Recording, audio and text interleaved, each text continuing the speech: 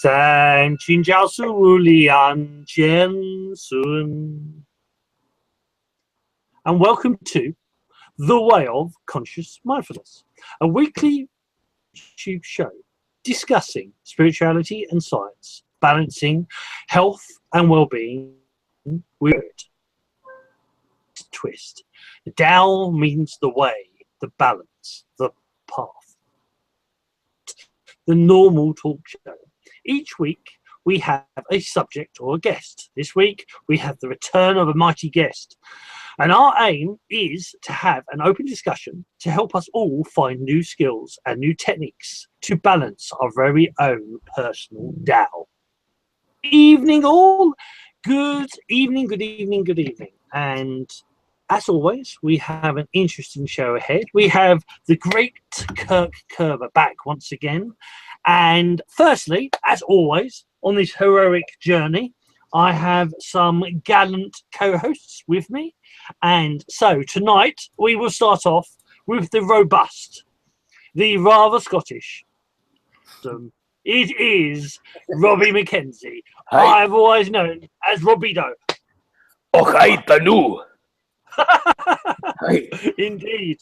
I can either do indeed. Good evening, Robbie. How are you doing? I'm doing grand. Thank you very much. Embracing this post midsummer night dream that I'm embracing right now. The heat wave, indeed. Yeah. And you're in it as well. Obviously, You think you're in a heat wave? You want to see Spain? I know. We're in a fridge compared to you. I know. We're in a chill box compared to you. You're cooking. You're not even cooking on gas. You're cooking on thermonuclear energy. Get along. But anyway, we digress. So next co-host is the wonderful, the auspicious, the very good at questions. It is the questioner, aka Chris Clussum. Good evening, Chris. How are you doing? Good evening, Boggie. I'm fine, thank you. Awesome. Cool. Are you ready to come up with some corkers? Fingers crossed. With any luck, let's hope. And then, so tonight we have an old guest who has returned. It is the awesome Kirk Kerber.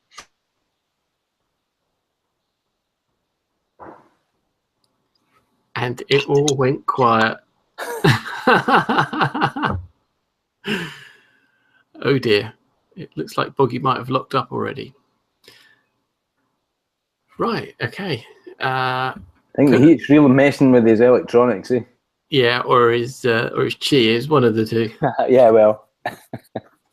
Sorry about that, Kirk. He's cut him off mid-flow.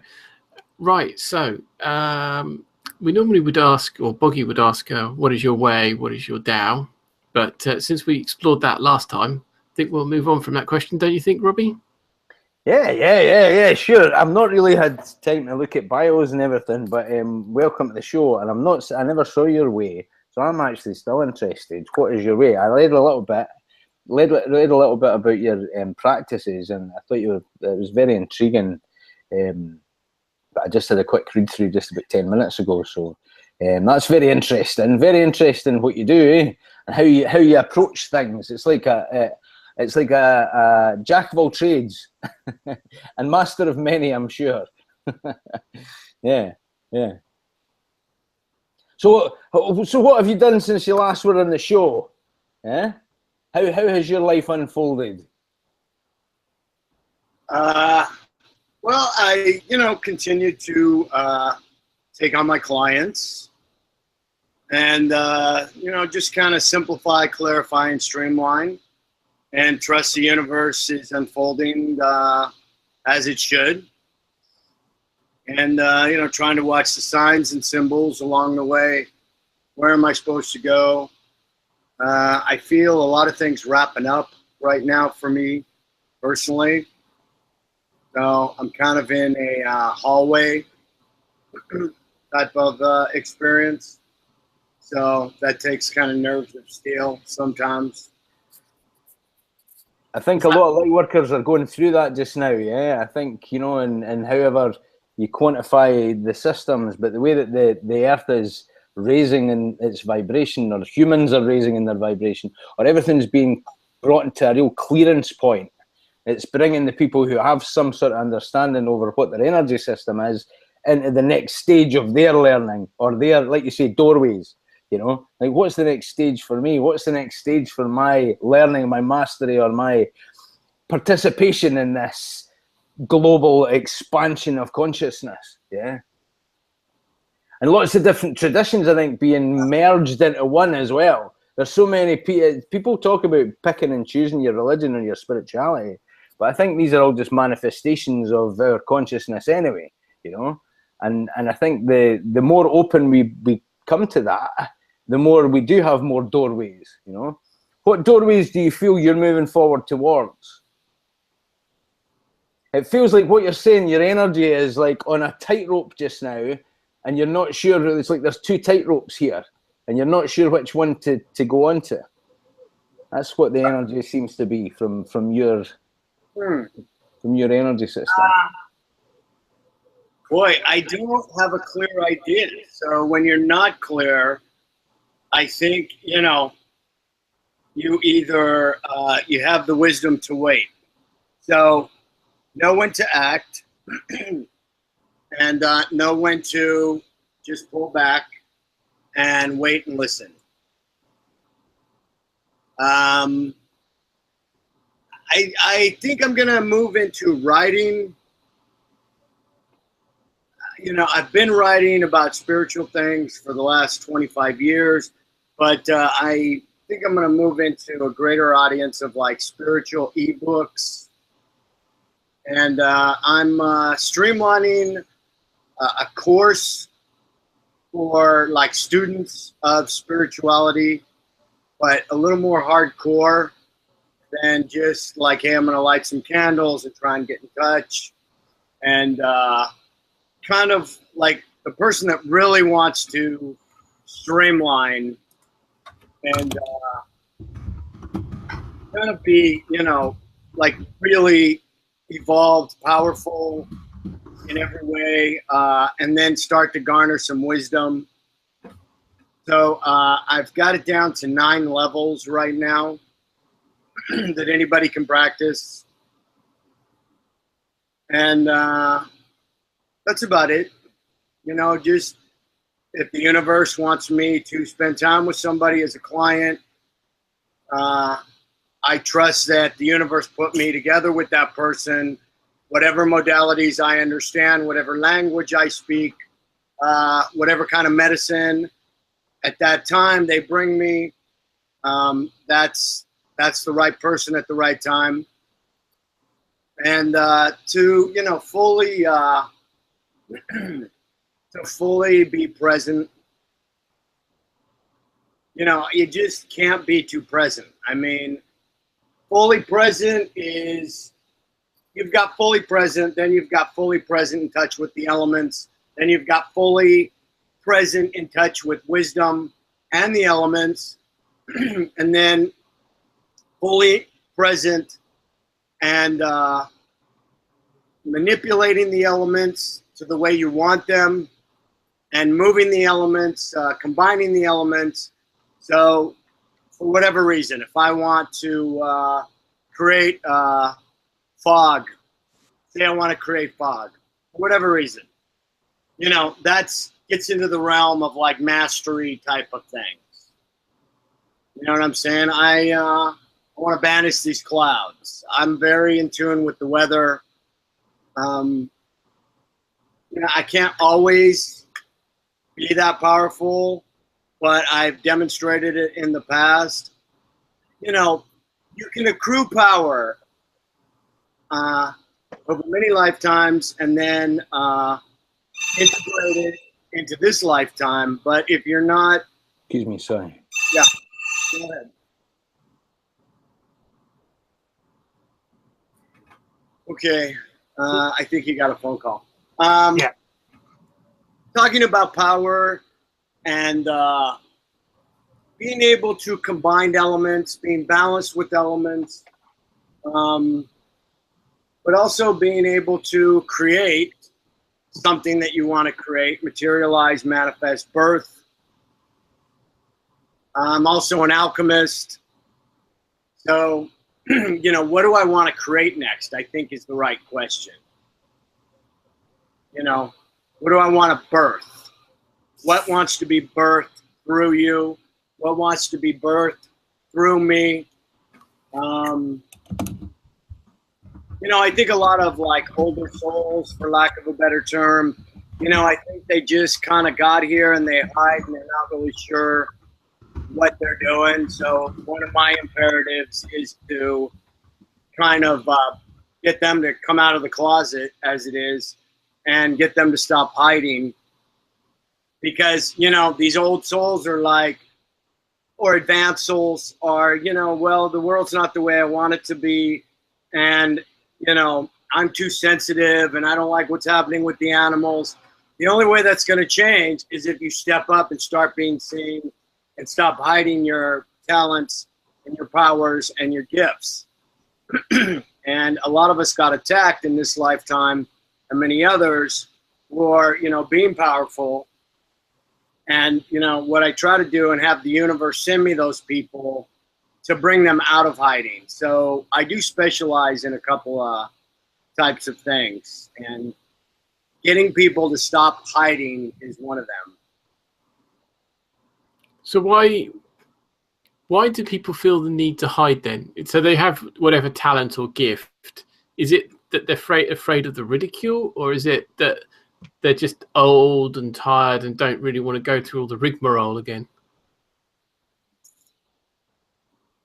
Okay, you know, look at an older person. There's two types of older quote unquote people.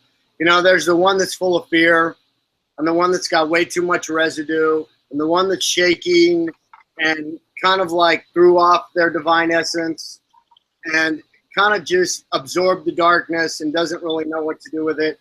And then there's this other rare person that's the sage, the mage, they're full of light. They don't have any more fear, in a sense, which is to be fully enlightened. And if they need something, they attract it to them, they create it, and they're basically going to be here as long as they want, and they're basically at peace. So which one do you want to be? You know, we're a collective soul group, a collective consciousness. So, you know, people are like, well, I want the world to be like this and I want the world to be like that. Well, then you're going to have to bring your energy out. So that's part one. Part two is, you know, if you, we'll just presuppose that all of us agree that on reincarnation and reincarnation of your soul, many different bodies, one lifetime, so to speak. You know, a lot of us were killed as witches, as burned at the stake, tortured, or, you know, daring to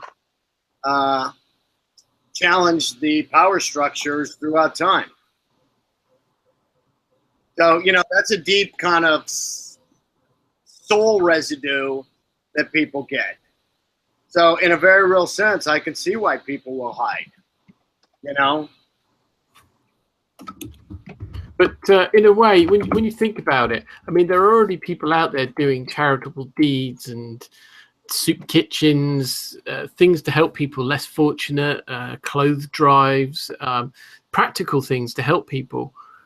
What sort of more things do you think? I appreciate it's quite difficult to name exact things, but I mean, what is it that's sort of missing? What's the ingredient that's missing to actually change the world, to make it more humane, and to get away from where we are now? I mean, in general? You know, it might be a difficult question to answer. I'm sorry. Well, the short version: stop hiding your power, stop hiding your creativity, and basically get into your body, clear out the pain and the energy blocks, get harmonized. You don't have to leave your house in order to change the world. You know, if 25% of my country or your country or both countries or the planet decided to meditate on a daily basis and have the intention of creating a more humane world, that would materialize, in my opinion, in a matter of months. Okay, so that's sorry, I had a mouthful of water there. So that, I mean, that's interesting in itself. I mean, meditation, we hear a lot about it, and there's so many different types of meditation. What is it about meditation that would allow that change to occur? Well, okay, if you believe in magic and or believe in mages that can project, there's a dark side and there's a light side. There's a healthy intention and an unhealthy one. There's a heartfelt, loving intention, and there's the exact opposite of that intention, and that would be the intention of bringing people farther away from source or into a state of darkness. And having said that, then if you look at modern media, projections upon entire, like at least in America here, advertising is just off the chain. It's constant. It's everywhere. One of the first things is to take back your mind from these magic projections and illusions. Basically advertising in the media is just a global projection or spell. And, nobody really knows what to believe. So basically the best thing you can do, turn your TV off and unplug. But in answer to your meditation, then life would take on a more meditative quality. You can get your mind back into your body and,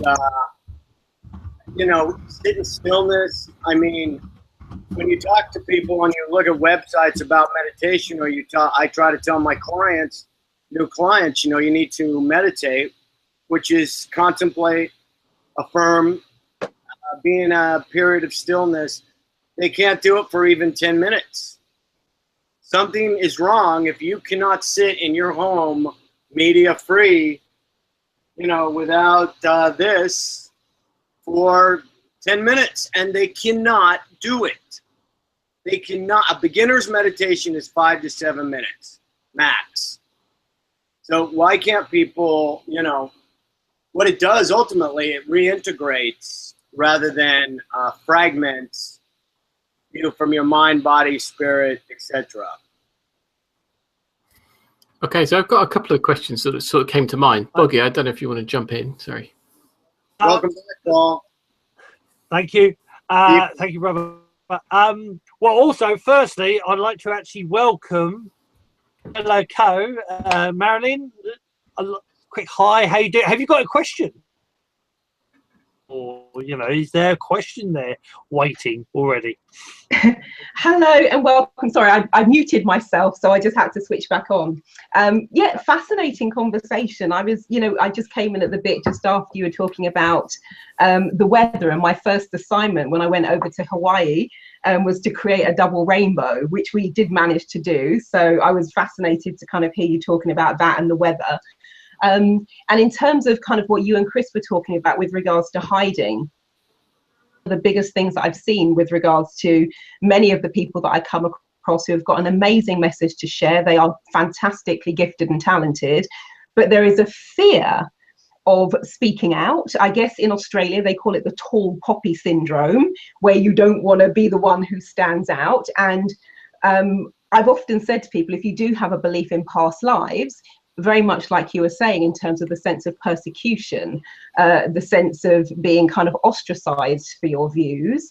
And so for me, it is that one about it's eternally interesting in terms of people not wanting to speak out, not wanting to be seen, worried about what other people will say about them, fear of being criticized. So I'm very interested in what you're saying about making a difference from your living room, because in our social media age, it appears that you need to have a platform, and you need to have quite a big platform to make a difference. So I would love to hear a little bit more about how you can actually make a difference, just, you know, sitting in your living room if you're, you know, you haven't got access to those big platforms. Sure. If a person becomes integrated and powerful in their own sense of self-power, just that person walking around with a clear energy and a clear aura is the only message that needs to be put out there. It doesn't even have to be spoken. This is not transmitted through words. You know, we've all been at a restaurant, okay, or a bar or a public place, and all of a sudden this person walks through the door and boom, it's a message. Like, turn around. What is this? This person's powerful. They're something. They're that's one message. Then here comes the next person. The person's toxic, or, you know, they're acting out. Everybody turns around. Well, that's their message. So it's kind of, I guess, in a simplistic way, you walking around and just being on the planet with a clear, streamlined self, that's the only message you need. If everybody just did that, what else do you need? You know, people get the message, because, see, deceit works on all kinds of projections and machinations and, you know, all kinds of maybe and I don't know and doubt and deception and shadow. But then, you know, when you see the sun is the sun. There it is. That, do you have any other comments, or is that? Well, I was. Sorry, go on, Boggie. I just a couple of things. First, like I said, the weather one I always find interesting. I know there's evidence about change, you know, like say as Marion said about, you know, creating rainbows. There's a great book, Richard Buck, who did two books, two of my favorite books. One is Jonathan Livingston Seagull, and the other one was called The Reluctant Messiah. And that book was or what was part of in that book was that the guy was actually could make clouds disappear. He could dissolve a cloud. And in Taoism, called the Cloud Whisperers, that they had that ability by or they could, like if it was dry, they could create storms and make it rain. If it never stopped raining, they could make clouds disappear and make it blue sky. So a very similar thing, which Marilyn I know knows, is the Ho'oponopono, which you know, I'm sorry, I love you, please forgive me, thank you, which is a clearing exercise because of the understanding that the universe and you are all one. So anything on the outside has a representation within you. Therefore, what the Cloud Whisperers used to do in ancient China is they would park themselves on a village or outside the village, and if there was, like say, for example, if it being time and no rain, they would resonate with the imbalanced energy within themselves that's resonating in that area, and by clearing the imbalance within them, they would on the outside around them. Now, similar things have been done with the FBI, have done things of meditations where they've had so many people in a hotel meditating in an area of peace and love, and it's dropped the crime rate by 20% there. And that was originally, I think it was 2,000 people, and they did one with 7,000, and it actually affected the crime rate worldwide by about 15%. And these tests, they're out there. If you actually Google them, you can find them. The FBI tests, meditational tests. So this thing of like being in your room, being at home, theory, if you want to put it that way, in theory, is that you can change things around. You know, what's inside you can affect the outside. This thing about all like creating a media presence. Well, the interesting thing is you get a lot of people who are just using things like Facebook, just using things like Twitter, and just through their immediate friends slowly building up their presence and then coming outwards. And it's, I mean, for you, Kirk, is that sort of, I know I jumped into two different subjects there, but with like the spreading out the presence, is that what is sort of that what you mean? Is like, you know, from your own home, actually doing it via web, or actually doing it in a different way?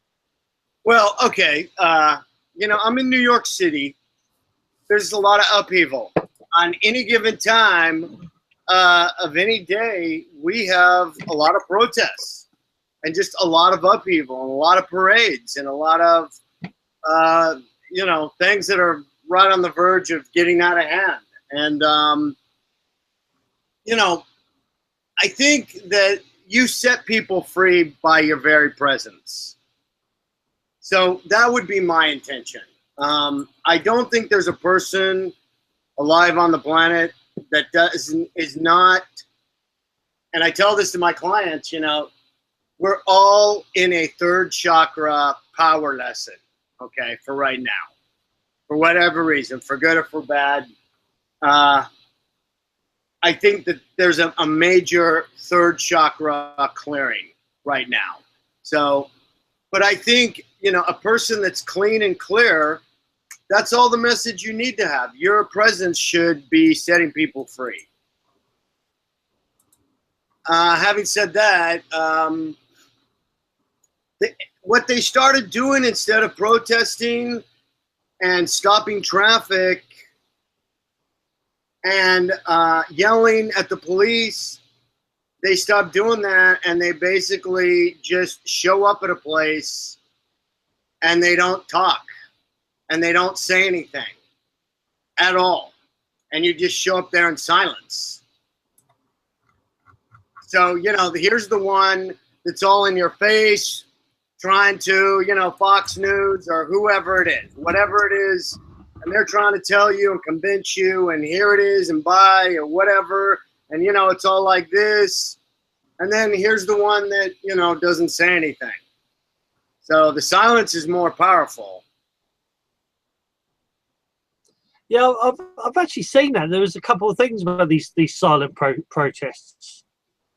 So it's, yeah, it is. And I find them quite interesting. If you take, you know, the silence and then put an intention behind, all right, this is what I want to see. This is what I'm creating. You know, I mean, some things are a hop and skip and a jump for me.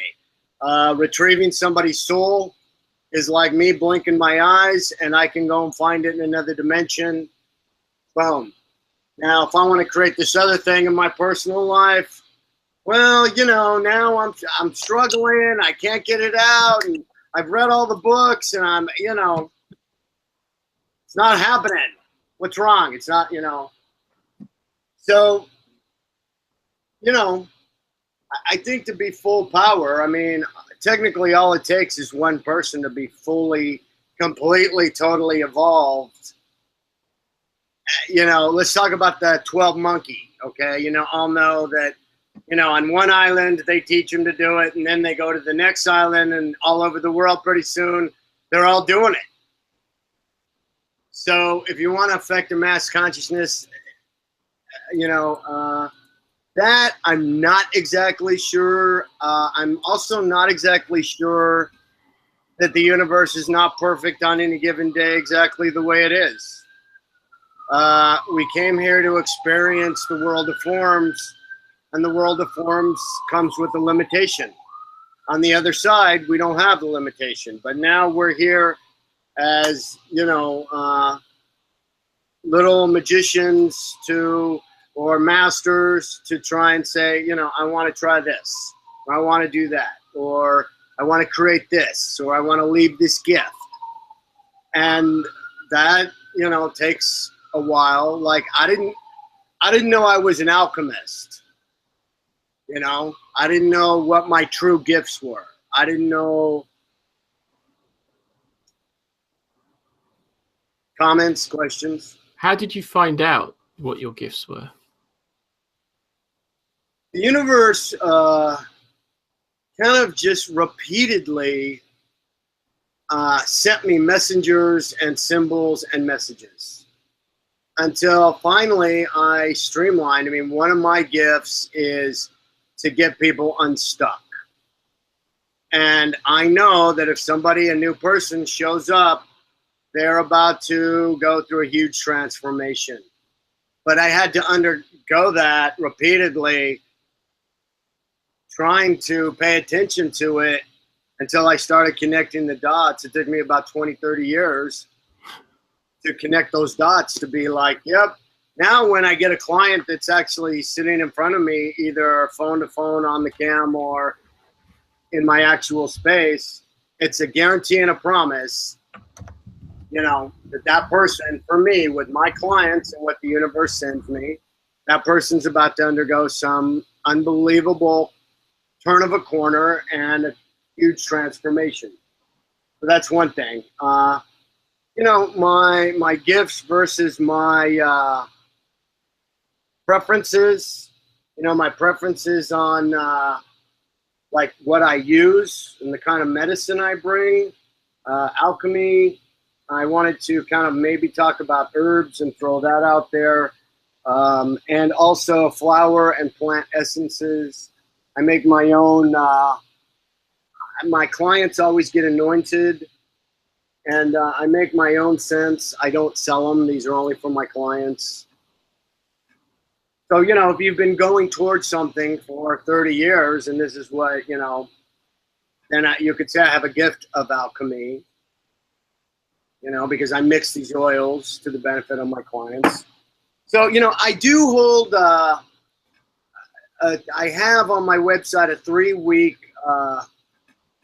session where you meet in 3 weeks. And if the client wants to talk about coming out of hiding, like we were talking, I will kind of bring them out and help them to identify and streamline their own spiritual gifts. I operate under the assumption that everybody has a gift and everybody has a genius for something. You know, if you're a shamanic healer or you're a wise person or a sage, you know, you can probably sum that up in a matter of like 10 minutes with the person. You know, the truth is obvious. The truth is obvious. And so you just let everything else fall away. You know, so we're not searching for the truth. The work is not to find the truth. Truth is in front of you. The work is to go beyond, one step beyond all the lies. So the truth is obvious. So all you have to do is just let the lies fall away. I watched a great cartoon film. I won't say which one, but they basically made a joke about the fact that to get enlightenment, this master had to go sit in a cave for 50 years and sit there over and over asking, who am I? Who am I? And the prophecy was that this particular guy was going to have to master chi in order to save the valley. And he goes, quick, I need a cave and 50 years to go learn and master and get enlightenment. But if you haven't got 50 years to get enlightenment or to discover what your skills are, is there a smoother way, should we say, of finding your path? Well, what's your definition of enlightenment, Christopher? I mean, you can have periods of absolute and total enlightenment, whether you consider yourself a spiritual person or not.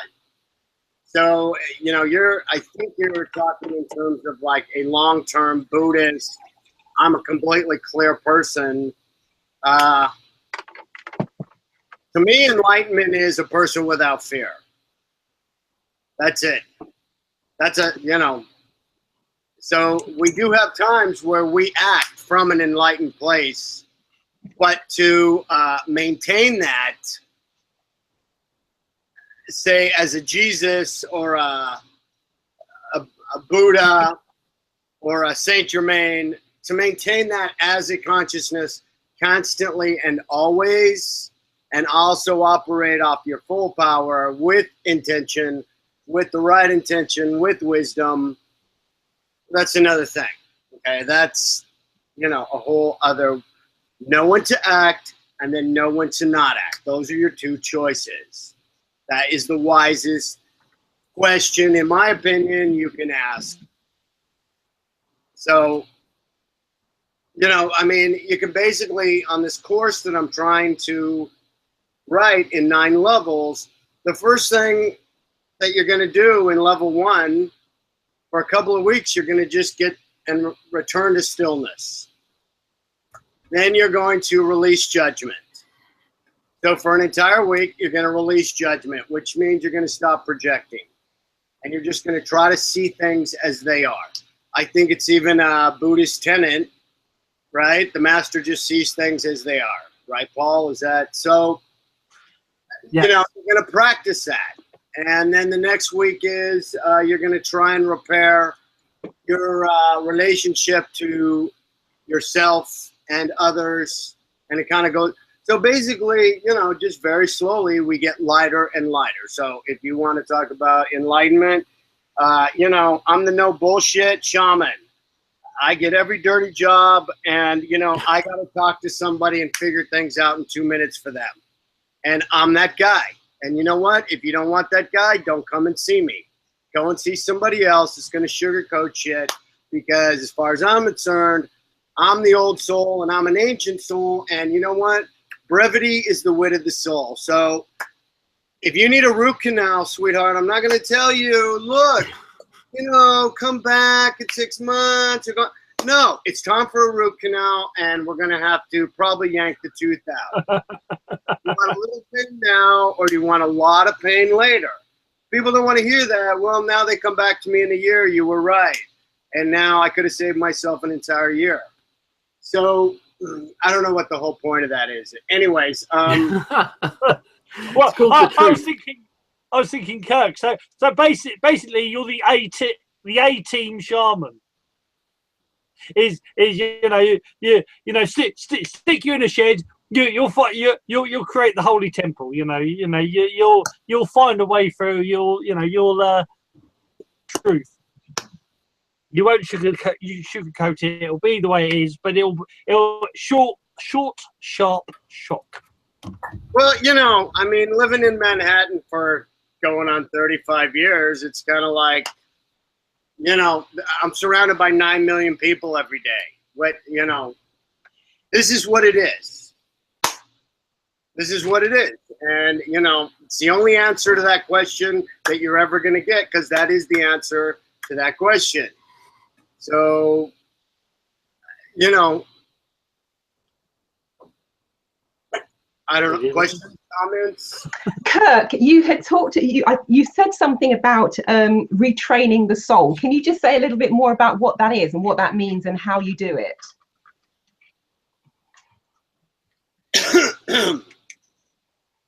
Did I say repair? Oh, repair, right. Okay, how do you repair the soul? Well, I think I said repair the relationship, but what you really want to do, the majority of people, in my opinion, after the work I've been doing, I don't think we have direct contact with our soul directly, okay? So some people say, like if you go online and you say, okay, here's our energy points, but we also know that, you know, we have, okay, in Hindu mysticism, you're going to have 7 to 8 points, and these are known as what we see on those charts, online chakras, and their color and their vibration. I I think there's up to 22 spiritual points, and they go up into the ethers and up into the dimensions. Now, what I see with what I do is that the upper points, that with their soul, because they don't have direct contact with your soul. It's too intense. So the soul is hanging out on the ether, and it's like connected to these, say, 22 points. 22 sounds about right to me. It's a Kabbalistic number. It's a power number. Everybody agrees.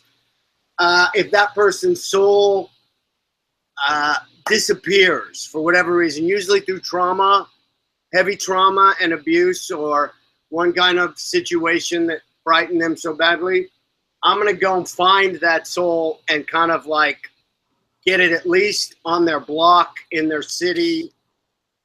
And then, you know, the soul to repair that severing of what happened. You know, you also have the spirits of somebody's heart in Eastern mysticism and Eastern medicine. So each chakra has spirits in Eastern mystical medicine. So we will need to also get back the spirits of your heart. In short terms, the way I talk, which now I understand the point of it was, I try to make things in, you know, 1 or 2 sentences. So basically, look, this is how I talk to my clients, exactly like this. Your pilot light went out. I'm the right guy, and I'm going to put it back on. I don't need to tell them I'm going to get your soul. I don't need to tell them, you know, I'm going to go back and, you know, tonight during my meditation, gently set the spirits of your heart down next to you. Because it's too weird and scary, and they can't, like, deal with that. But what you really want to do is, you know, your soul is in communication with what I also believe, and I'm a big, let me see, it's right by my Journey of Souls Newton fan. If you know Journey of Souls book and soul groups and that whole construct, I'm a big fan of, like, we also incarnate as soul groups. So you're in touch, you're around. It's just that you want a little more direct contact with it than if, you know, you're in a dark night of the soul for a year or 2 years, something like that. So yes, it can be repaired. You know, I'm a big fan on herbs and herbal healing. And once again, like I said, aromatherapy is just as powerful as a healing tool. Like, okay, so my client comes to me and they're in deep trauma. We're going to give them some lavender. I'm also going to give them some sage to clean the house. But here's a thing I think you might like to know, Marilyn, is I'm a big fan of recalibration right now.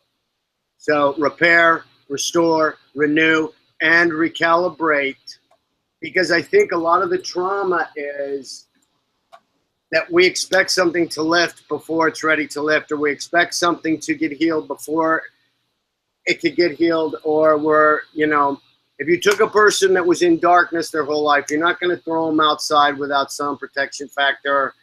They're going to get burned, okay? They're not going to be ready for that, all of that expansion of their consciousness. So a lot of times I think I tell the person, recalibrate. You know, it's like you expect this to live, but it takes what it takes.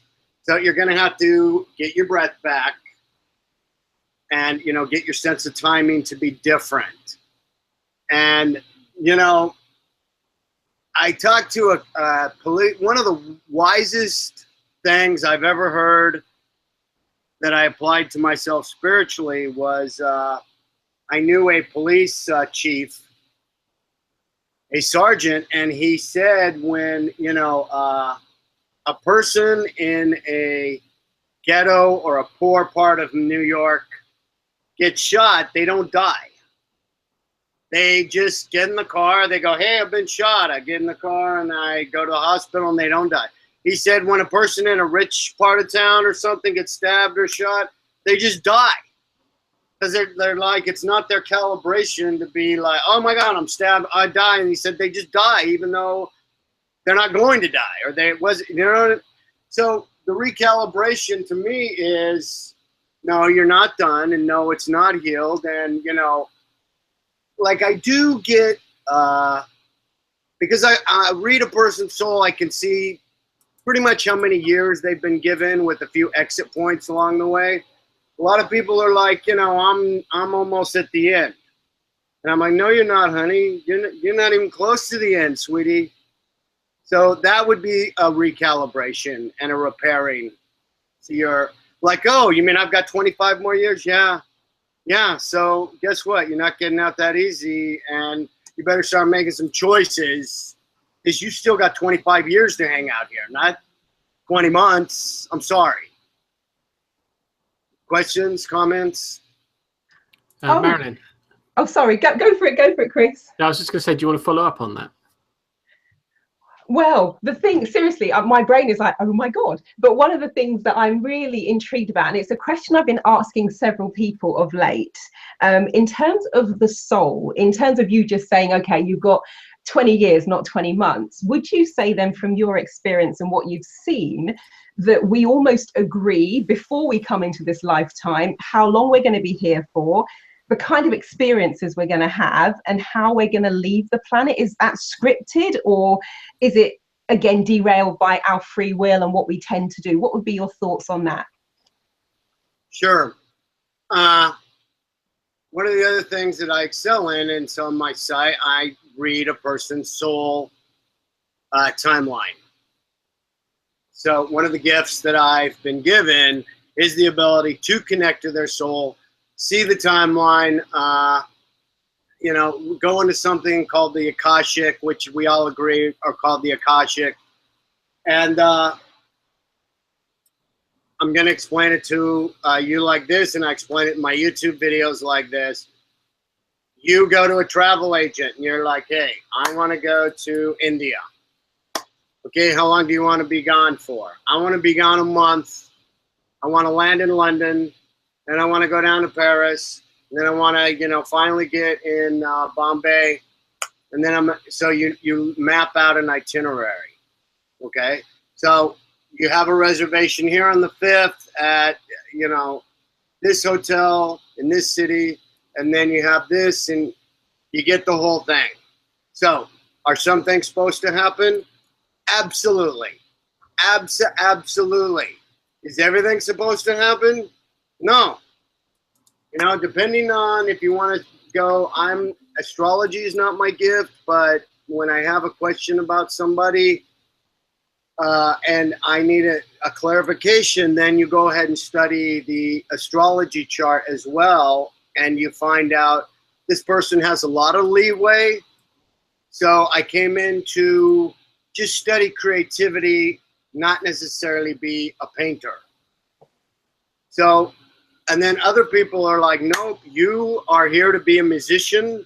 Your entire astrological chart is here.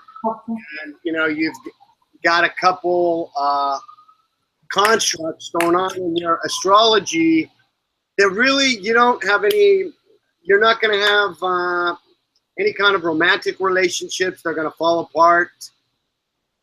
Do you understand? So basically, you make an itinerary, and, you know, something better might come up. I work with a lot of artists, and so the artist comes in with the spiritual imperative and the filter to want to be an artist and be creative.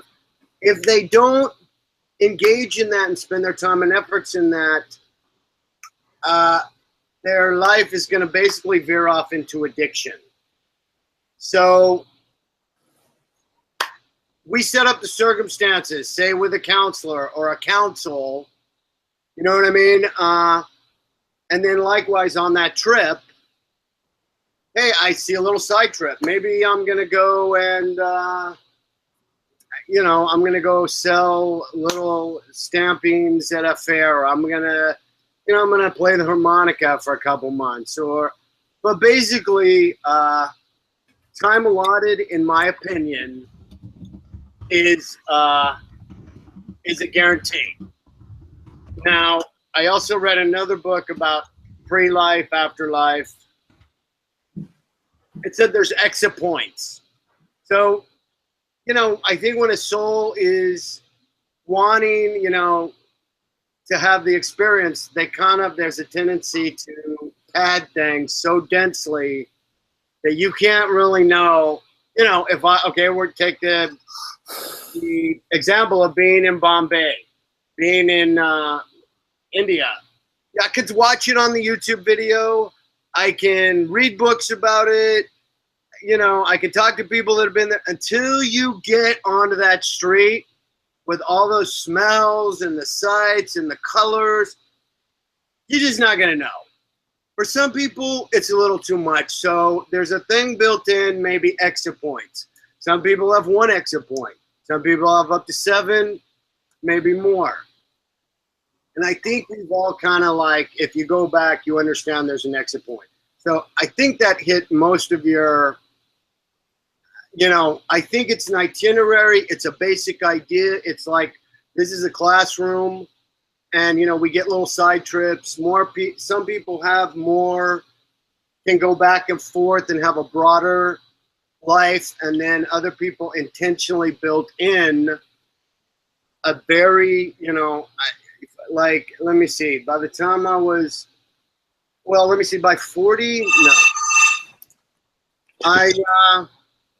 You know, I had 5 near-death experiences, and I had my head split open twice, and compounded sexual, physical, compounded trauma. And I know a lot of heavyweights like myself have that in common. So for whatever reason, you know what I'm saying? Like the next person, maybe they're not gonna, you know. So I think all of that was meant to happen to make me into what I am right now. Wow. And it's so funny. I had a conversation with a friend recently. You know, we both share a similar background in terms of the sexual abuse, blah, blah, blah. But we were kind of saying it seems that a lot of people who are in the spiritual world and doing the kind of work that we're doing have had that background. So it almost seems to be like the training ground, which is, I don't know, but it's so common, but it's not common in that people don't often talk about it unless it comes up in conversation. But when I do talk to people about it, or, you know, they just want to share, it just seems to be par for the course, that almost seems to be one of the character building exercise of this lifetime, which I find fascinating and interesting. And I know for me, I don't think I'd be the person I am today had it not been for those experiences. So I would totally agree with you on that one.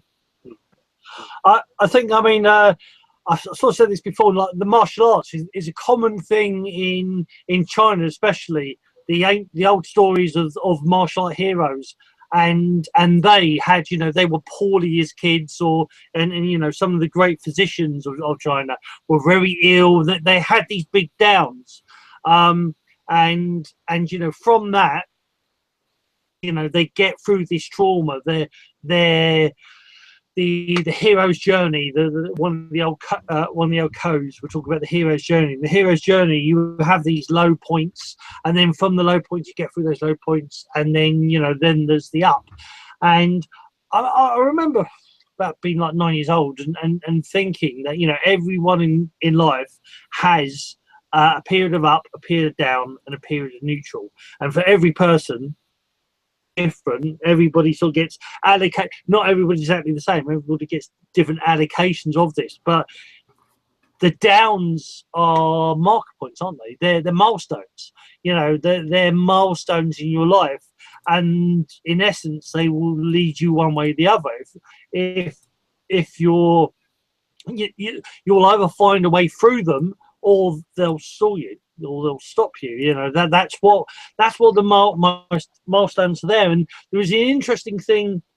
I'm sort of working through the whole manifestation stuff, and I find there's this real interesting thing with manifestation where people, like, you know, law of attraction, you know, they want a certain thing, and they say, but every time I one thing, there's something negative happens. And there's a Taoist concept of that is that the bigger the up, the bigger the down, the bigger the down, the bigger the up. Is that when you're when you start trying to wield the magic that you have the ability to control, you are the universe, you are the creator.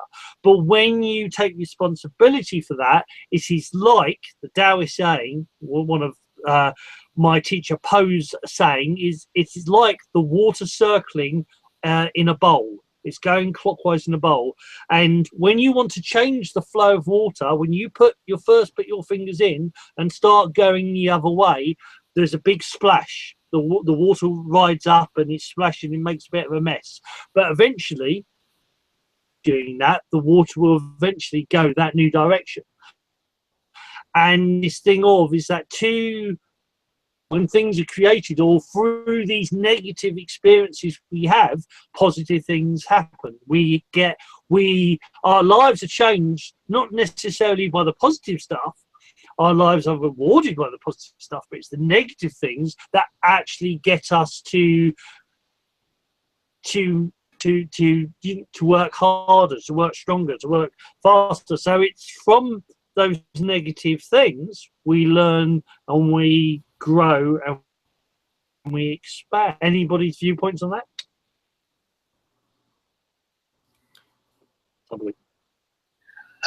Okay, well, listen, the ultimate intention, and the ultimate intention is to take a body. Okay, so that's a primary intention.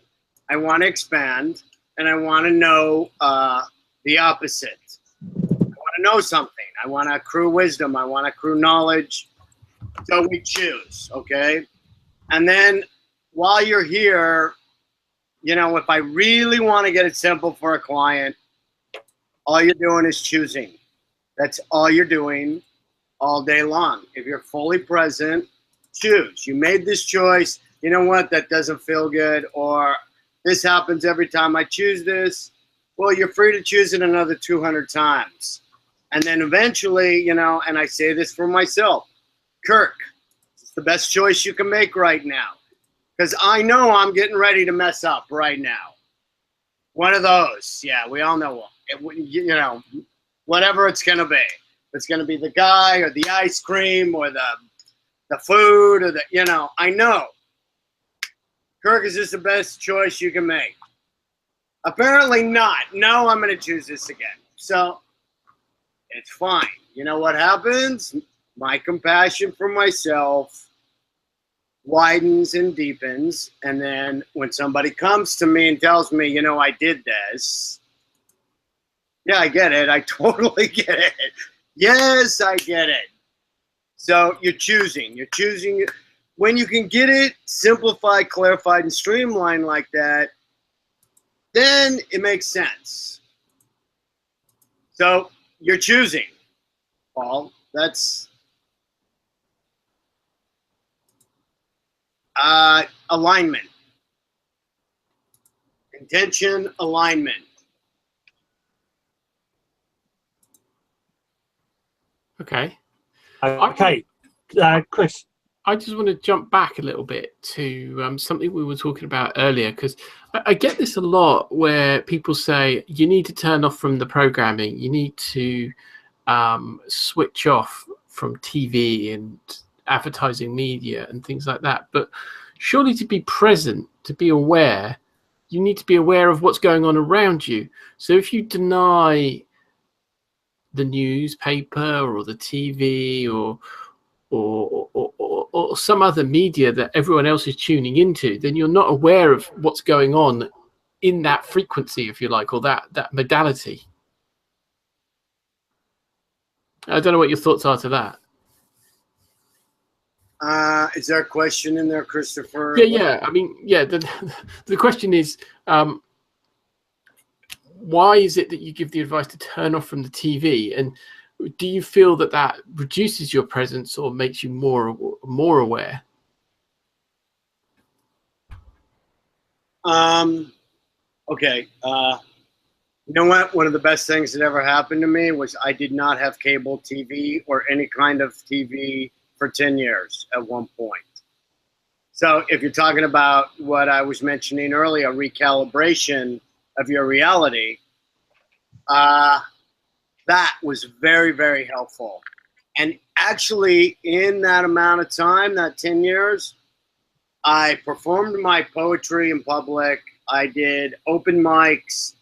I showed my artwork all over the city, you know, and I mean, like, it was a really beautiful, wonderful time for me.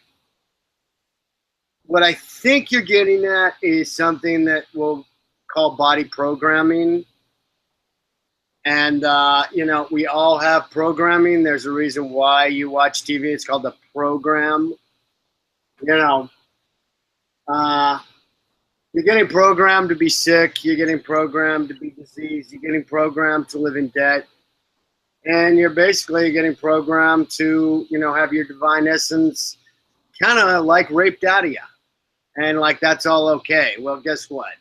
When you get back into your body and you bring the mind back in and you sync everything up, all of a sudden, that's not, it's no. So the representation of what we see on TV is not a representation of actual reality. Unfortunately, perception, I say this on my TV show, the truth, the facts, reality and perceptions, they almost never all line up. They just won't, because they're 5 different things. So, you know, at least in America, I mean, our larger reality is made up through perception of what I see on TV. If you've ever seen a film like Wag the Dog, or something to that effect, you know, their advertising spends billions and billions and millions and untold amount of money. What color is the package? You know, you watch a McDonald's commercial, you love it, you love it, you love it, you love it, you love it, you love it, you love it, you love it. Get the point? So no, I don't love some dead, abused animal that's full of steroids, that's full of plastic shit. No, I don't, actually. So no, the answer is no. So it will recalibrate you to, like, I don't love a cheeseburger. No, you don't love it. I don't, that's not, you know. Creating need, let's say. You need this item. You need to consume it. Is that what you're trying to say? Well, yeah, that's in essence, that's what consumerism is all about, isn't it? Is creating a need, creating a want. You want this, you need this. It tastes so great. Eat it. Yeah. Yeah, just do it. Right, let's wrap up this part 1. And so it was a very interesting session for part 1. So for those on podcast, well, hope you enjoyed it. Part 2, it will be there as the part, the American Blues and Twos. So I assume it's American Blues and Twos. I don't think it's Chris's side, so that sounds American. Anyway, I digress. So yep. So this was part 1. So I hope you enjoyed it. So I'd just like to say a quick thank you to our codes, which is the mighty Chris, the beautiful, lovely Marilyn, he's gone again, Robido, and actually I say Marilyn, I should say Agent 35. But anyway, so, and of course, thank you so much for this part 1. Thank you so much to Kirk himself. Thanks, Kirk. Hope you enjoyed it. And so, guys, go and look for part 2. We'll see you soon. Take care. Bye for now. Love, Shin Shen, the way of conscious mindfulness. Shaka. Okay, Chris, you got that one? Yeah, that's fine. Right, is everybody all cool? Do we need to get some water? I think we got. Oh, yeah. It's very hot in the UK at the moment, Kirk. So I think all the cows here are drinking 15 gallons of water. I've actually got. You're going to be able to see this very well. I've got through the post today Moldavite. I love this stuff. It's I don't know if you guys have ever worked with Moldavite. it's supposed to be very good for manifestations, very good for qigong practitioners as well. It's good stuff. It's some people get very affected by it though. It makes them very tingly, and I knew somebody who had a piece of my Moldavite that I've been charging, and I placed it in their hand, and it vibrated like mad, apparently. Well, actually, I was sort of moving. But anyway, I digress. So, we all ready for part 2? Paul, I'm going to step off camera for 2 minutes. Yeah, no worries. Yeah? Yeah, it's all good. All right. Go and do what you need to do. So, Marilyn, how are you doing? I am fabulous, thank you. How are you? I have been loving the summer weather. It's like having a free holiday. It is, right? See, there's a thing I always used to say is if we could guarantee British weather, why would you go anywhere? Guarantee it. Britain in the summer is awesome. It's gorgeous. I mean, where I live or where I work, there's actually a lake, the Lido, right at Lido. In actual fact, if you remember old Cliff Richard and Summer Holiday, where he sings, where they go and they're on this, like, you see this lake, and it's got a water skiing and jumping and all of that. When they're that's right at Lido. That's where I work. Was quite near to where I work, and what they've done, they did a like £1 million makeover, and basically it's been advertised all over London now as the London beach, the inland London beach. So it gets about 5,000. Just last weekend and probably this weekend, it had 5,000 people on the Saturday alone, all turn up at this Lido. So but it's one of those places, isn't it? It's like England. If you could guarantee the weather, you wouldn't really want to go away because it's an awesome place to be. But we are going to have the Watford beach back. We've had it for the last, I think, 3 years now, where they bring a load of sand in and they bring in a massive big screen so you watch movies, and it runs for a whole month from the end of July to the bank holiday Monday in August. And seriously, it was fantastic. I had a brilliant time last year. If there was stuff I didn't need to do at home, I'd just take my iPad with me, go and sit at the beach, do a little bit of work, put my sunnies on, watch a movie, have an ice cream. It was fantastic. Do you know if Casio College is still there? I believe it is. Yeah, they've got a couple of campuses here in Watford. Yeah. Yeah, because that's where I that was my first 2 years in baking, was at Casio College, Watford. So I used to go there. That was 90s. That was actually 80s. I was at Casio College. So yeah, many. Well, I did the City and Guilds when they were still around. In baking at Watford, my first 2 parts, and then I did another couple in Hendon, and then I had to go to Sheffield to do the final part, which put me online as a pastry chef. But so I sort of know Watford ish. So yeah, cool. Oh, you're a baker. How wonderful. Yeah, as Chris knows, I've got many talents. I started off as a baker, and when I said I was going to be a baker, my my qigong, he taught massage. He said, very good, baker's good at massage, kneading dough, good at massage. So he encouraged me to become a baker because of my dough kneading. And apparently that's one of the reasons why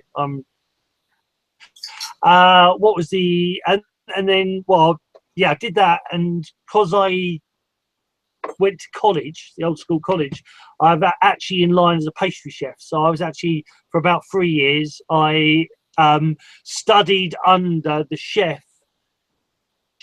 for the Queen Mum when she was alive. So Paul Reddy. So he was my chef, and because of him, I ended up working for a week.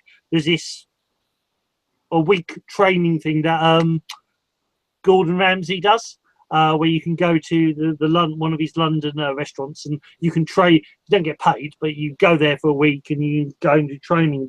And I got, because of my chef knew him, so I did that. And so yeah, I've been baker, been a chef, done close protection.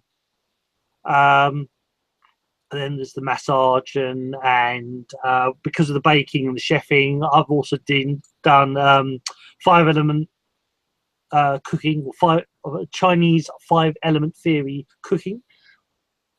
And yeah, that's and Taoist life coaching and Reiki and Qigong and Tai Chi. So yes, I've done a few things. It's the short version. But I am 47, so you can do fair. And I started when I was about 12, so you can do, you can do quite a lot in 35 years. It's just most people I know don't seem to have done a lot. I don't know. I just find it very odd. But there's a lot of people say, "Oh, I've only ever done that." Well, go do something else then. Go and. So, oh yeah, I was semi-professional ice hockey player for a while. It's my passion, ice hockey, and the roller hockey, ice dance, because my first ice skating rink. I was sort of born into Richmond Ice Rink, which is was the home of Torval and Dean, and Betty Turner, who was Torval and Dean's coach, was my coach for a while.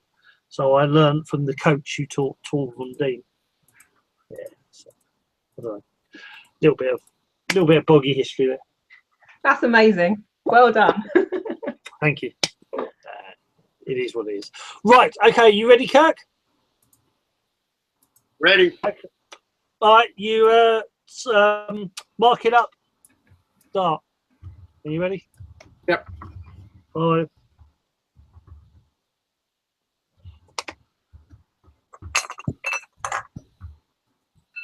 San Chinjiao Surulian Part 2.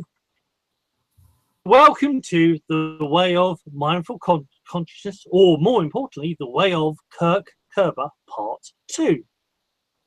Let's get back into the thick of things.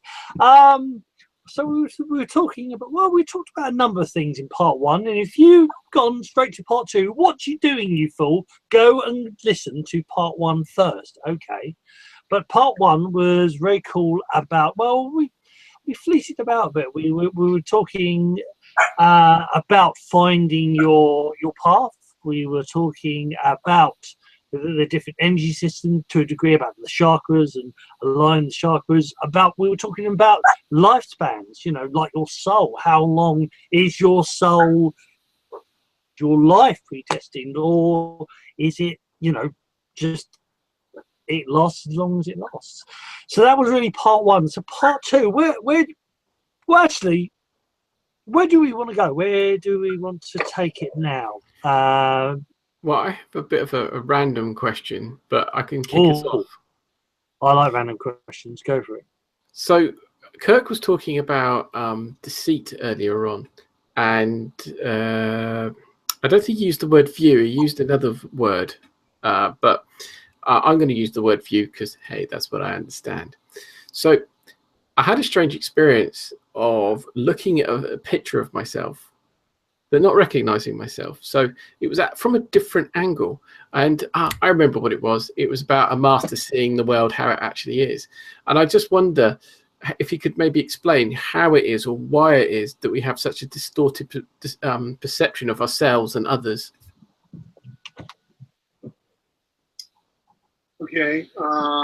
Well, a couple things come to mind. You ever heard the parable or the story about the 5 blind men who were examining the elephant? And so one is in the middle, and he's like, "Whoa, the elephant is very big and it's very round." And the other one's got the tail, and he's like, "No, the elephant is very thin and very small and wiry." And then you've got another one that's touching the tusk. "No, the elephant is very hard and sharp," and so forth. So how to see things as they are. I think there's always two versions or multiple versions of a person at any given time, which is another reason why I consider myself to be a shamanic healer, is because I can see all versions at the same time. And then if it's a client in front of me, choose to see the highest version of the person. And the highest version of the person is then what I would refer to as your angelic self, your Buddhist self, your divine intelligence self, something to that, something along those lines of language. It's the highest version of them. It's the healed version of them. So, you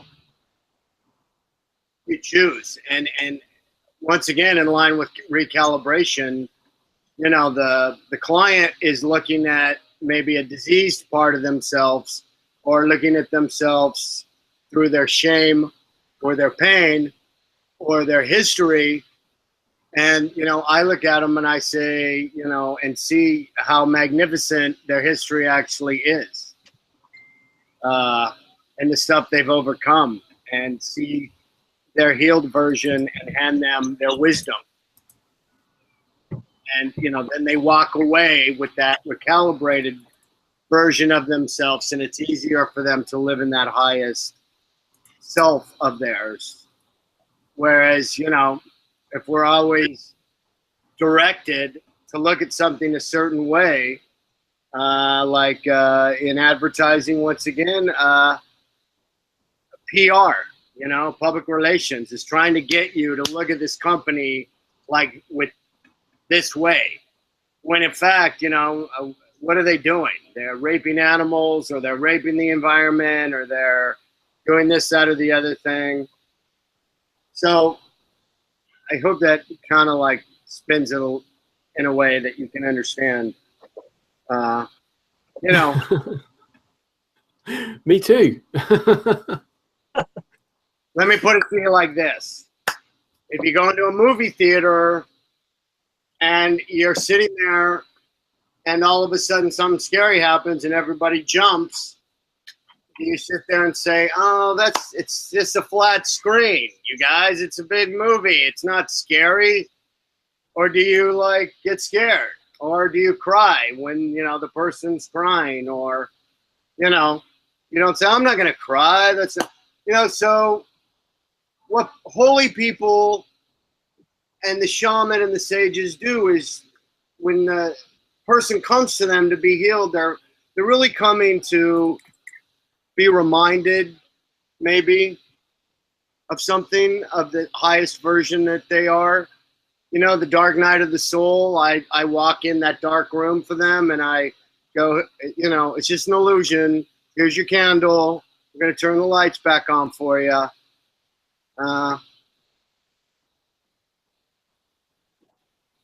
Cool.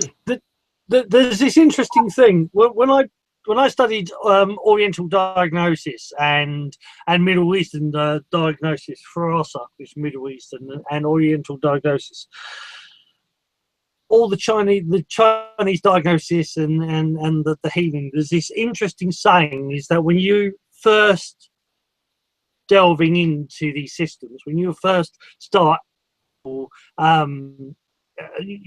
start seeing their energy, or you start with a diagnosis like the facial diagnosis, you start seeing the possibilities of illness.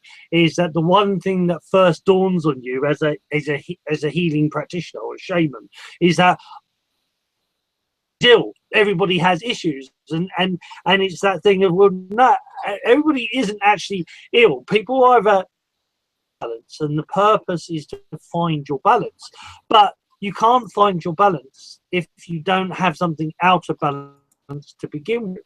So, like the things of life that happen are there to help you find your own path. now I'm suddenly thinking, I don't actually know if that actually clarifies what Kirk was saying, or if that's or Boggie's just gone off on one of his tangents. But I felt like saying that. And what I did want to say is we have a new co-host has joined us. For those on pod, we have the Great Savoy. Good evening, sir. How are you doing? Turn on your mic for a second. How are you doing, sir? I'm doing good. How are you guys all doing? I think, yep, we're getting the thumbs up. We are all cool. We are all good. for go. All for go. So, I don't know how much you've seen Savoy, but have you a question for Kirk? Is there anything you particularly would like to ask, or you'd like me to wait? Give you some time. Just give me a thumbs up if you want a bit more time. Yeah, just give some time. Keep talking. Give you some time. That's you can kick in whenever you're ready, my friend. So, Chris, I'll pass it to you instead. Okay, so back in part one, we was talking about meditation, and I'm still trying to get my head around this single person. I remember what the question was now. So basically, in society, there's a mentality of the individual. You are meant to be self-sufficient. You're meant to go out and earn money and get the resources that you need to survive, be it for food or whatever. But then with meditation, you're sort of suggesting that it's more a single effort, but if it's directed as part of a group effort, that has a more dramatic effect. Would that be right?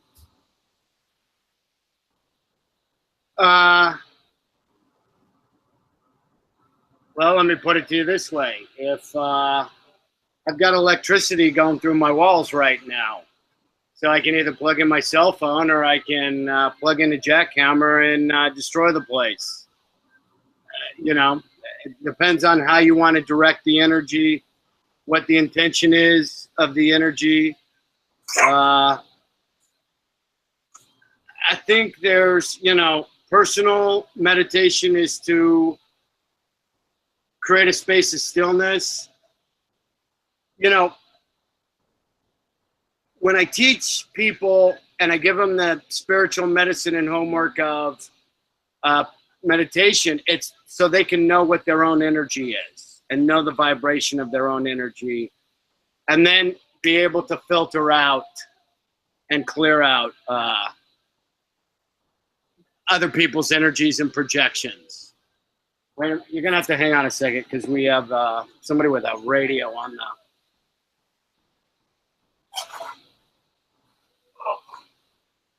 There we go. Speaking of the inner stillness. So, you know what? During the break, there was a crow. And a crow is, it's one of the animals of the shaman, interestingly enough. We had a crow crowing outside the house here. So I don't know specifically, I don't think there's a person that lives in New York City or an urban center that I would connect to that doesn't want more peace and stillness and more truth and more divine intelligence in their life. So meditation and sitting in stillness and all of the above,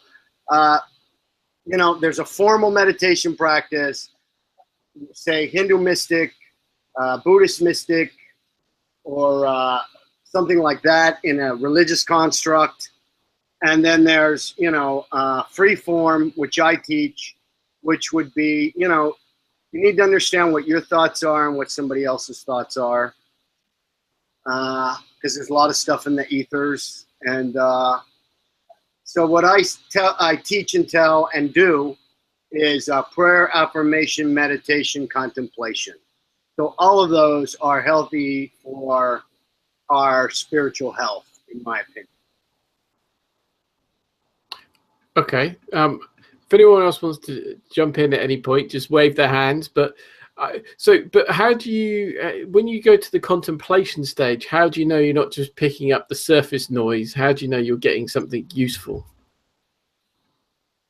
from your meditation, if you like? Okay, well, if you were beginning at the beginning, what you're going to do, first of all, is you're just going to sit in silence with no intention. Absolutely not try to do anything or see unicorns or rainbows or angels or anything like that. You're just going to sit there and get used to your higher self showing up in the same place at the same time, same amount of time every day. So that's going to be your step one and your level one. That's going to be your first things first. If you want divine revelation, or maybe you want to ask a question and have that answered through divine assertion, or you want to channel something, then that's going to take you sitting there, depending on your own, proclivities, spiritual, mental, emotional, and what your, medications you might be on, the, level of pain and static and trauma and shame in your body, So that might take anywhere. You know what? I got to tell you, it took me meditating around 5 years before I really understood what it can access for you. And what it means for me personally, and what I tell my clients what it's going to do for you. Cool. So no shortcuts then? Not really. I mean, I do tell people, especially like in the part one, we were talking about people that are old souls and people that walk in with spiritual gifts of like, you know what, you did this 100,000 lifetimes in a row. But guess what? You haven't done it in this lifetime, in this body, to reintegrate it in this body. So I'm sorry, no, you know what? Because they tell me, and the people I go to, and I go to shamanic healers and wise people, and they say the same thing. You had a countless number of lifetimes where all you did was you were alone and you just meditated alone, and that's it. And yeah, it still took me 5 to 10 years to be able to get it into this body, in this aura, what it means now, what it means me sitting here in New York City with, me and my dog and helping my clients and, all of that. So, if you were my client, Christopher, and you came to me and said, I want to learn meditation, or I want a stronger spiritual connection, then as Paul was saying, I would look and I would see. I would look and I would see, and then I would ask. Okay, are you an artist? Are you a musician? Are you a chef? Are you, what are your connections? What's around you? Where do you live? And then we can kind of get, okay, what I'd recommend is that you would meditate after work to get rid of some of these grosser energies you're picking up there. Same time, same place. And then you have the question of discipline. Nothing will streamline a person like discipline. You will be able to focus when you have discipline. Okay. All of this, though, is like when you're talking with your clients, you're kind of giving this information to them from the outside rather than them gathering it from, say, the inside, from themselves. So is that ever a problem for you, giving them that external information rather than them discovering it for themselves inside to know themselves?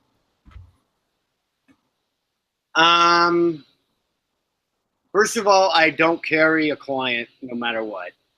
I will not carry a client. And if you want something easy, don't come and see me. I'm not that guy. Okay, so the person that comes to me and says, hey, I want my revenge body, my gym body, and, I just don't want to go to the gym to get it. Well, guess what? You're not going to get it. So, Okay.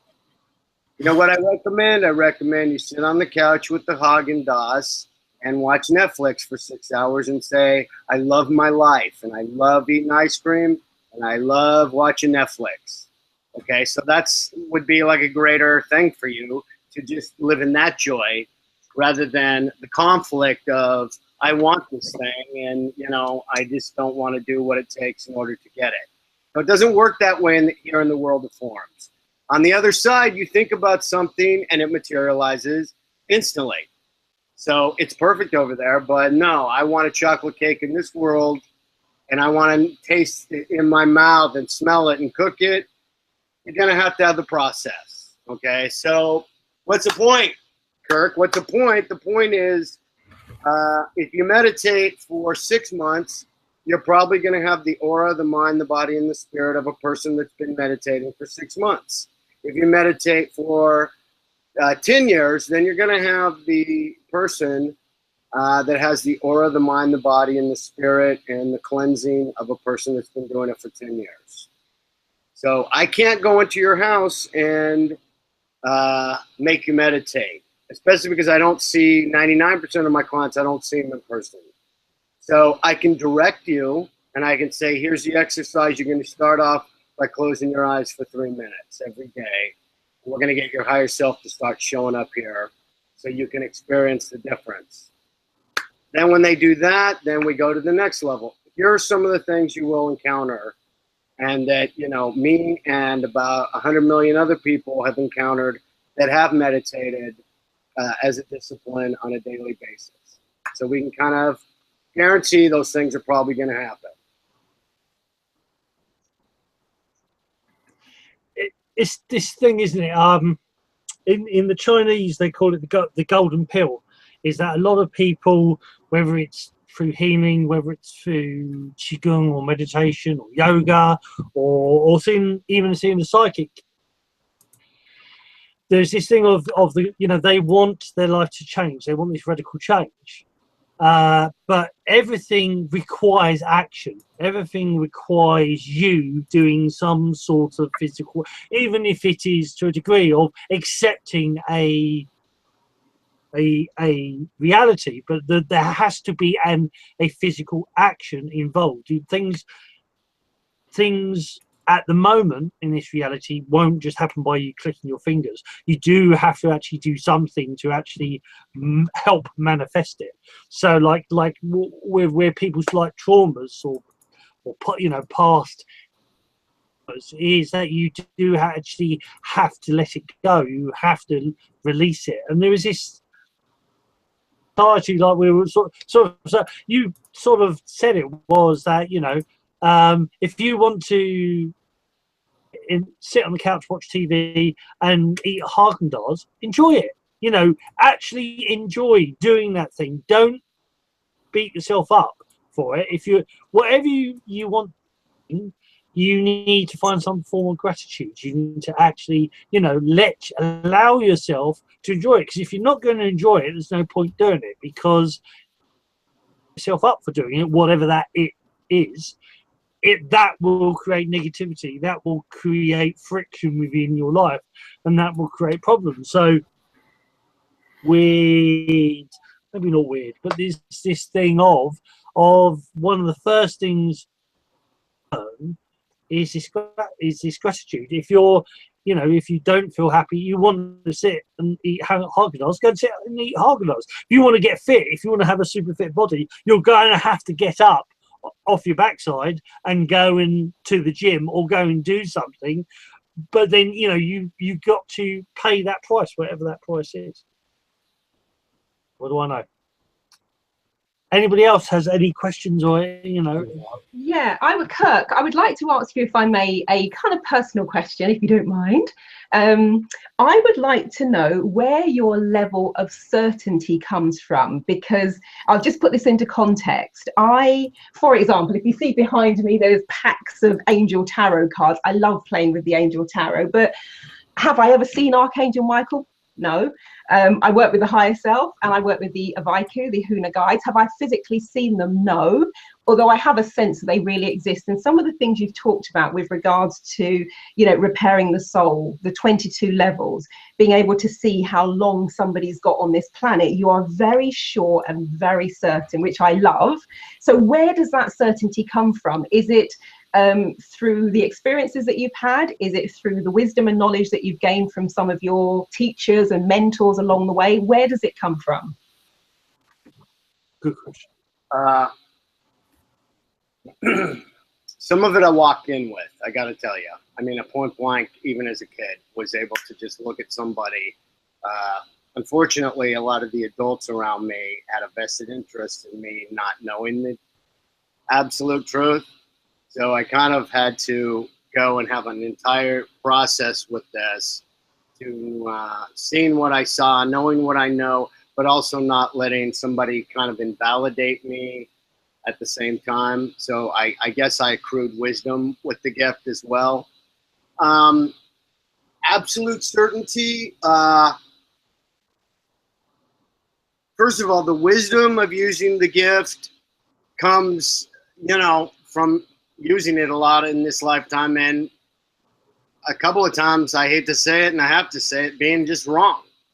Nobody's ever 100% part of the time, but if it's somebody asks a specific question, I will either get the answer directly and immediately, or I just won't get it.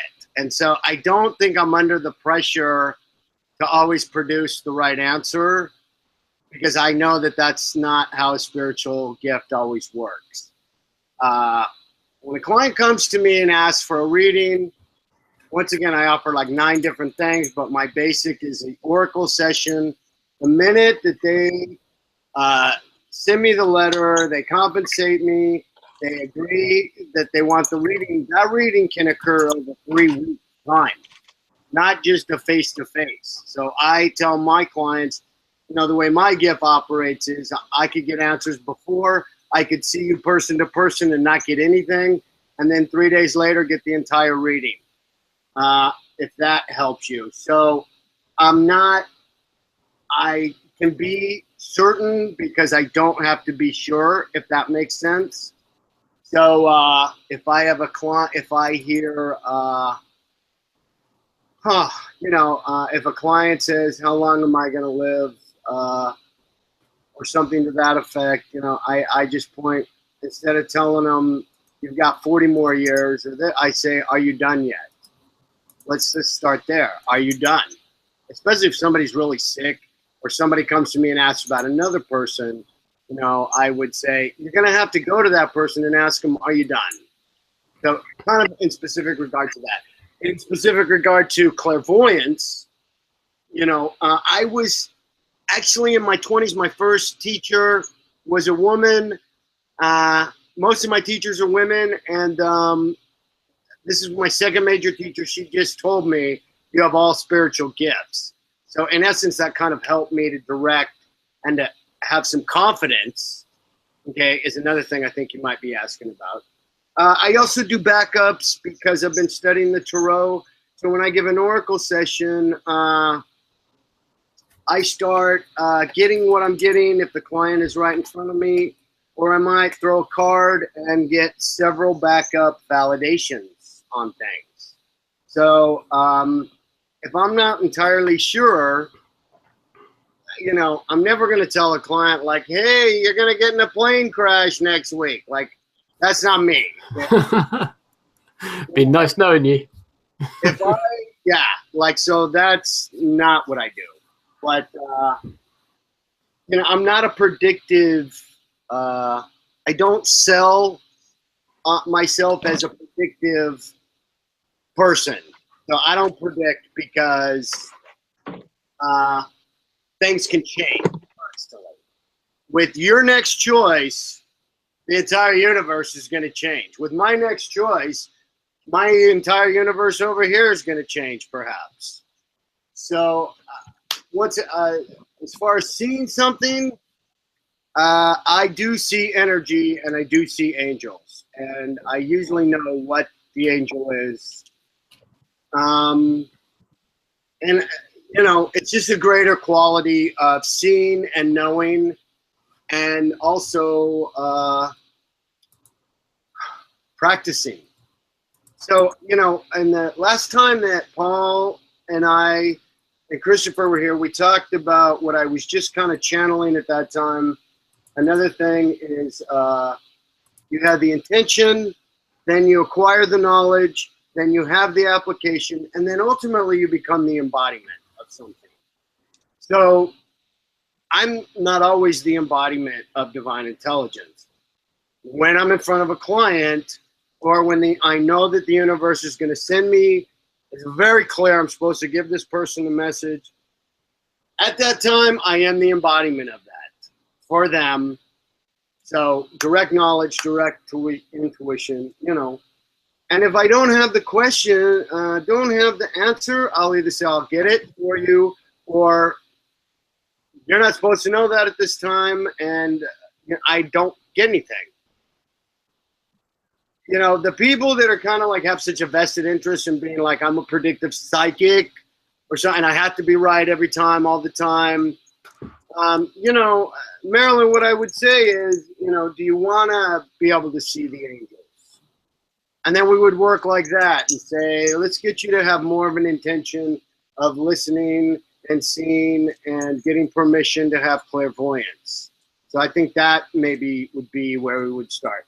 But maybe you have the gift of clairsentient, which is you feel the angels, you know? Okay, so when they're around, all of a sudden something changes, the atmosphere changes, and you kind of feel and sense, you know, I'm kind of feeling like, you know, Gabriel is around right now. If you want to work in the Christian canon, you know, I'm feeling Raphael right now because it's a certain temperature, and I usually feel him here, or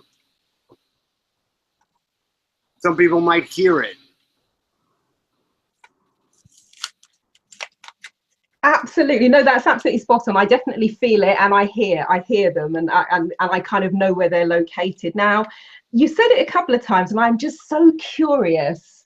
And this, from what you've experienced with your clients, do people want to know how much time they've got left? Because in my brain, I'm now thinking, would I want? Because I always joke that I'm going to live until I'm 120. As long as I'm fit and healthy and well, and I've got all my faculties about me, I'd like to live to 120. But I'm Don't kidding. joke about it. Yeah, absolutely, Savoy. And so, do people actually want to know? And how would you say the information affects them? Because I'm trying to think in my brain, would I act differently if I knew I had 40 years left, or 50 years left, or 60 years left, or 20 years left? I'm not sure. Do you find that people want to know about how much time they've got left, and how does that affect them? Can I add a bit onto that question? Please do. If you tell someone that information, do you actually help them manifest it as well? Okay, I'll clarify. That does not come up a lot in my sessions with my clients, actually. It's very rare. The reason I would mention that is because as a healer, I would sense that they have fear that they don't have a lot of time left. And so they're really not choosing anything, and they're in a standstill. And so at that point, then I would have that information and see that and say, you know, I detect and feel very deeply that you don't feel like you have a lot of time left, but the message I'm getting is you actually do, and you've got like over 20 years to fill. Something to that effect. But no, it doesn't. People don't really ask that question a lot, to tell you the honest truth. Once again, if it's an oracle reading or a shamanic session, you know, I can see the timeline, and I can tell them, like, you know what, you need to speed things up. I may not tell them specifically why, or I may not tell them, hey, you've only got 3 years. You know, I may say, you know, you might want to start like really making some hard choices right now. That's what I'm getting. And in my experience of people, when they have death as a set ideology, like, hey, I'm going to die, they don't do as many things as that's on their list. And it cuts out a bunch of possibilities, a bunch of plans that people have in their life, because they're stuck on one day they're going to die. So whether it's 40 years from now, or 10 years from now, or death in general, it's an ideology that cuts us back so much from our full potential. I think we're getting an interesting subject here now. I think it's a view of the person. You know, it is like, because I know, like you or done that. I know people who have had a certain amount of life, and then they go out and do their bucket list, and you know they'll do the opposite, where you know if they know they've only got so much lifespan, then they'll do everything they possibly can. Well, where if they didn't die in a period of time, they probably wouldn't have done. There's a Eastern saying of that a same line of where there was a duel. It was Japanese. It was a duel with a samurai. A samurai challenged this pauper. This pauper offended this samurai, and so this samurai challenged this pauper to a duel. And he goes to the local swordsmith and he says, please, you know, I'll give you everything I have. Can you make me a sword? And can you teach me how to fight? And the swordsmith said, for your honor, I will teach you, but there is nothing I can teach you to defend yourself against this samurai. So settle your debts, say your goodbyes, be prepared to die. So this pauper took the week, told everybody that he loved them and settled the debts. And when he faced the samurai, the samurai looked deep into his eyes, and the samurai basically went white and said, I forfeit. And the pauper didn't understand. He said, well, why did he forfeit? He says, because when you are facing death and you have nothing to lose, you will do everything. You will leap the biggest building. You will do whatever it takes. You have nothing to lose, so you'll give it all you got. So there is this in the UK. There are people who say, live your life like, and in that theory of is that if you actually didn't take things for granted and lived as if every single moment is precious, which it is, it's just we take it for granted. If you actually, tomorrow was your last day on earth, then you would do everything you possibly can. You would try to make every moment count, which I think is an interesting concept. I had that apparently I'm going to live until the year 2222, which is I'll be 252 years old, which is all very well, but if none of you are about with it, it's going to be really boring. So this is why I want to teach everybody qigong. So I have people around me. If I'm going to live that long, I want to make sure that everybody lives as long with me. Marilyn, I'd just like to say there's a futurist that you might want to Google with specific requests to how long you can be in body. But he's called a futurist. I think his last name is Kurzweil.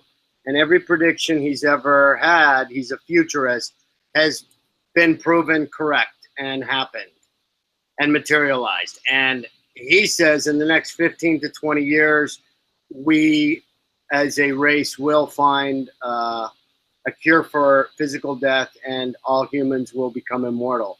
So don't worry about it. You just got to hang on for another 15 years. And, it's kind of open after that. Well, oh, that's brilliant. I love it. Thank you.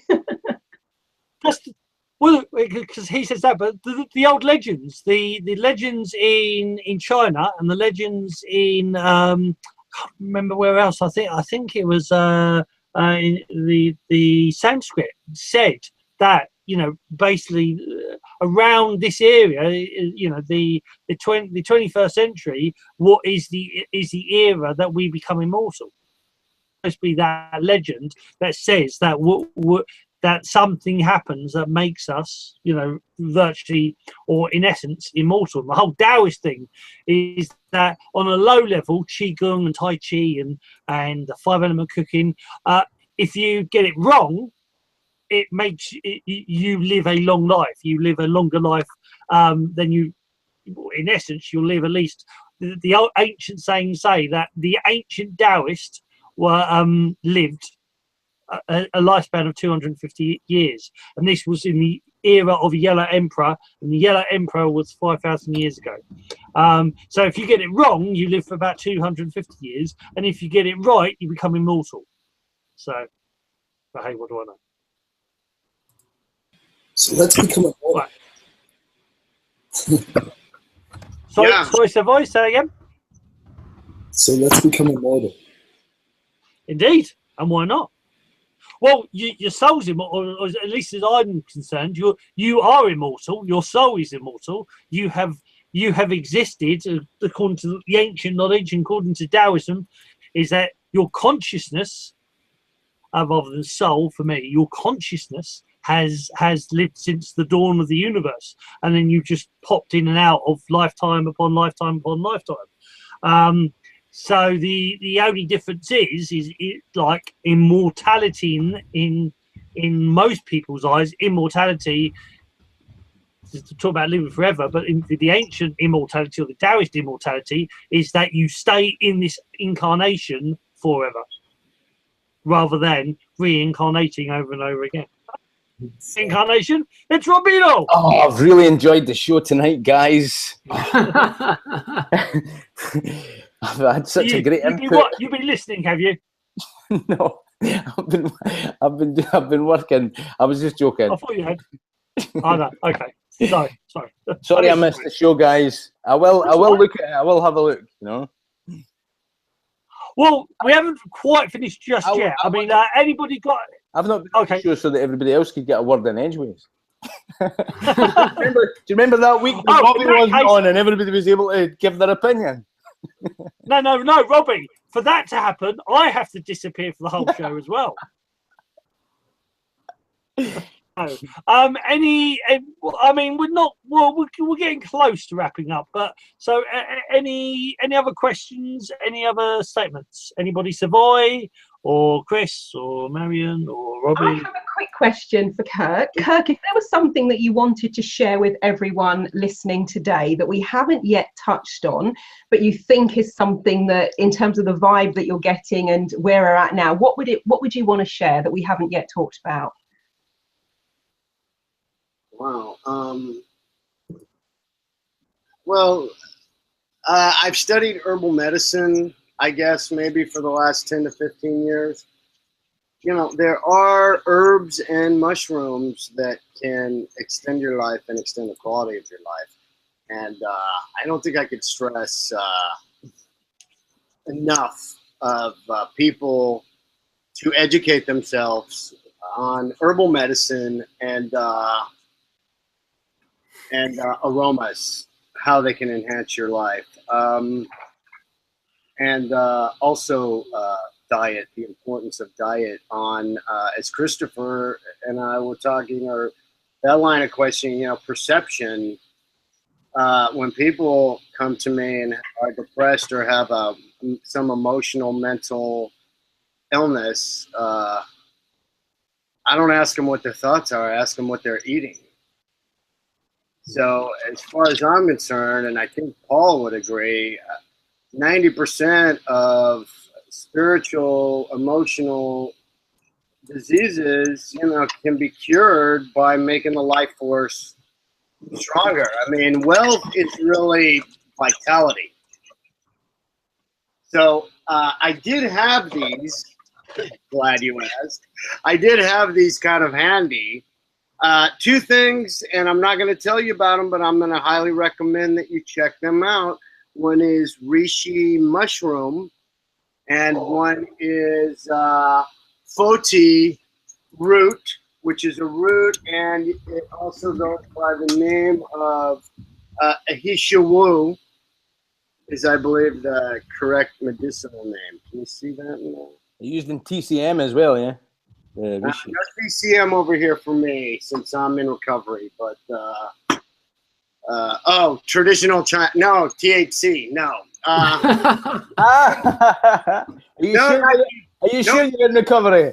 no, THC, no, TCM, yes. Yeah. Yes, I've been studying, and you know, I don't believe everything can be cured through energy. Once it gets into the body at a certain point, I think you might have to seek Western. But you know, the most ideal situation is both of those in tandem. And other than that, I don't. Here's the thing, especially if you're an old soul, you know, and this is a Taoist tenet, you know. If you want the world to be awoken, then awake all of yourself. So I can't wake up everybody, and I don't even know if they should be awake. You're not here to wake everybody up. You know, I can't. They have to. Everybody has to bottom out on their own. So I think really the most gentle thing is what I am as a wise person, a Taoist, shaman, healer guy. Let people have their process too. Which even just doing that will heal them and validate them. You know, my only thing, I mean, I don't even know if I would be here if it wasn't for my concern about the animals. And I will do everything in my power to make sure that we have a humane world for the animals, because they can't speak for themselves and they can't get away. Do you feel like that will be the turning point for humanity when that is a standard? Yeah, I couldn't agree with you more. Human being, even if they're trapped or tortured their whole life, somewhere their soul is going to be able to use that as a wisdom and some kind of lesson. I don't think that's true for an animal. So the people that are the old souls, you need to like come out of hiding for the animals. Yeah. It's about what I get. Yeah, I agree. There's a documentary about it's a mockumentary that's been made. Simon Anstell, and it's 50 years in the future, and it's about how we deal with the recovery of having had eaten animals in the past. And there's all these people in circles that are dealing with the fact that they've eaten sentient beings, looking back at the barbaric past that we had as humanity and how this all went on. It's very cleverly couched, you know, in the past, that we're an evolved race now, we're a bit more evolved species, and we're looking back at the trauma from having participated or allowed or been, being complicit in that happening, you know, just as bad as actually us doing it ourselves, you know, which is like a turning point in the consciousness of the thought of man, of what are we actually complicit in that we just accept as a societal norm because that's how we've been raised or that's what society says, you know what I mean? But as being a turning point for when we treat animals with that love and respect and dignity and care and compassion, that will have such a knock-on effect for the whole of humanity. Of even thinking about it, even thinking about it without having a knee-jerk reaction of saying, "Well, you're telling me what to eat?" You know, people have a kind of knee-jerk reaction when you even mention anything like that. You know, how far does that compassion go, and how deeply can we say, "Oh, I'm a spiritual person. I do this. I'm a healer. I do that." You know, whilst having your bacon sandwich. You know. While having a bacon sandwich. Fuck bacon sandwiches. Okay, right. So, I just warmed everything up.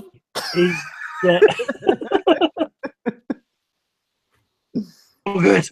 It's all good in the hood. So, has anybody? Well, let's start wrapping up. So, has got any comments? I mean, Savoy, you've been quite quiet. Well, the last hour.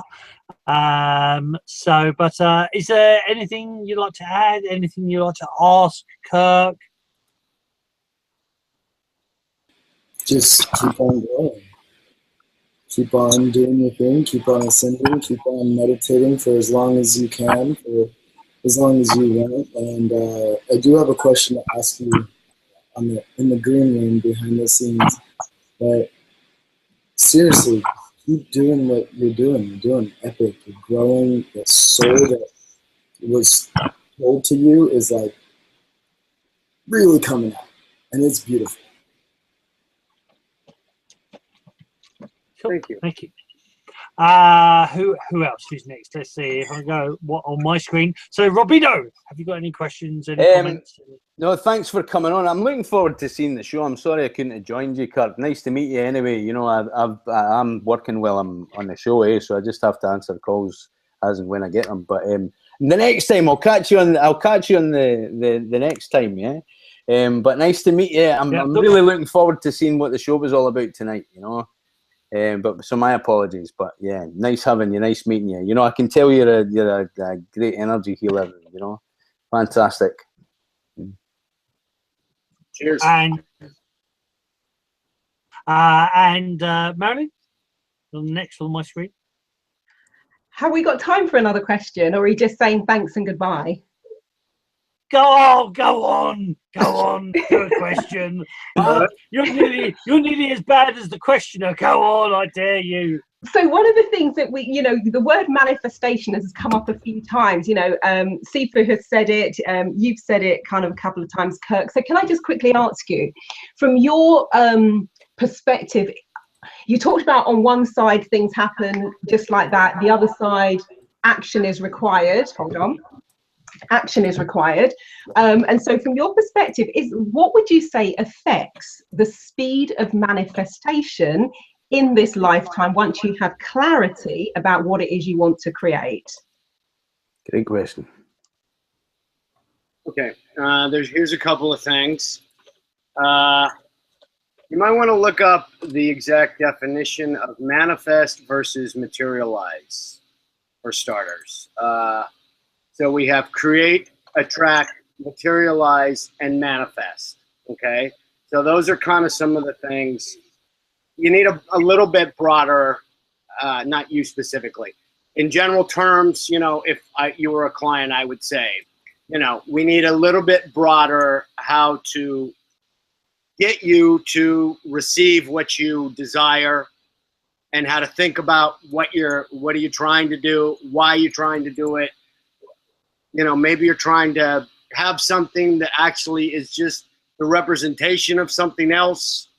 You know, if somebody comes to me and says, I want $1 million, I'm not going to ask them to justify that. If they just say, hey, I just want $1 million, I'm like, well, then you're pretty much the highest evolved with that as you can go. But do you have a why? Well, I want to travel. Well, I want a big house. So the $1 million represents comfort, or the $1 million represents free time or freedom. In specific answer to your question, you don't always want something to materialize too quickly. And, you know, people that come to me and they say, I want absolute enlightenment, I'm like, I don't really think you understand what you're asking. So maybe you don't want that. Maybe you kind of want what you think is going to come with that. Here's a couple more words. Being aligned. If you want something to be more streamlined and materialize right on time, you know, you can say, here's your communication with the universe would need to be strengthened. That's one exercise. Use words and think in the constructs of I allow, I'm aligned with, allow, align, accept. I accept that, you know, divine wealth is mine. You need to understand basic principles of maybe conjuring, attracting, once again, materializing and manifesting. But Oh gosh, I just lost the thought. Let me see. General or specific? So if I say, you know, I want my revenge body and I want to weigh 165 pounds and I want it to be all muscle and I want to look 10 years younger, that's a very specific intention. And now, because it's specific, we can go about and check the boxes off as we get them and get a realistic timeline for something to happen. Okay. You know, if I said bought an empty field and said I want my dream house built in the next 2 hours, okay, it's just not possible. If I say I want to find my dream house online and, you know, in 24 hours, you understand? So you're dealing with, let me see, try to be realistic, try to align, try to allow. And, you know, you can also say, I'd like this or something better. So, love you. Cheers. You know, you need to know specific or general. So, hey, I just want to be in great health. Okay, that's a general overall thing that you're trying to materialize and create and manifest and attract. If you say, once again, your checklist, you know what I mean? So you have to don't always think the fastest thing is going to be the best. You know, I try to caution my clients, and that's, you know, that's what I'm here. That's what wise people are there for, is to, you know, a child is going to be like, I want a milkshake for every meal. But the adult is going to be able to say, no, I don't think you do. So, you know, some gentle contemplation, affirmation, and then asking, you know, your general higher self and also the universe. But, you know, if you do want something fast, call me and I'm going to talk you out of it. Okay? That's what I'm going to do. But if you insist, then, you know, I'm going to light the right candle, and I'm going to put the thing around you, but I'm going to say, you asked for this. You asked for this. You never know what you're getting into until you get into it. You're never going to know. So a new level, a new devil. So, you know, go in with your eyes open and let it be a speak to several people. Like, so you know, you're going to get in that boat, you better take some big heavy oars, because you don't, you know what I mean? I hope that kind of at least broadens why. Fantastic, thank you. That is, I love it, thank you. And that's very much in alignment with what I'm always saying to my clients as well, in terms of almost be careful what you wish for, and have clarity that, you know, you never quite know what the grand plan is if you try and accelerate things artificially and speed them up. So that's brilliant, thank you. Cheers. Thank you. Awesome. And finally, the questioner. Yes, thank you so much for being on the show and putting up my questions. Hopefully they all sort of made sense in one way or another.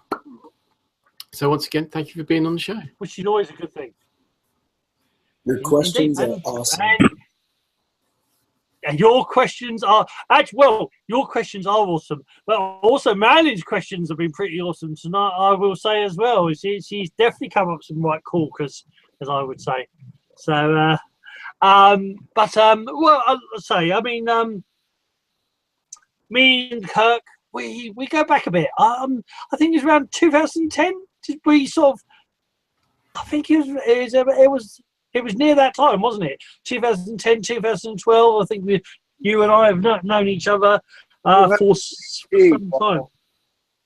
200 BC, I think you were talking about, right? Did you hear me? Yeah, yeah, I can hear you. So, and of course, well, in this lifetime anyway, I think, yeah, Taoistically, I think, yeah, you and I are about back in several lifetimes. But yeah, it's always a pleasure to have you on the show. Is this your third one or second one? It's the second one. I mean, if each 2 parts is one show, it's my second time. Yeah.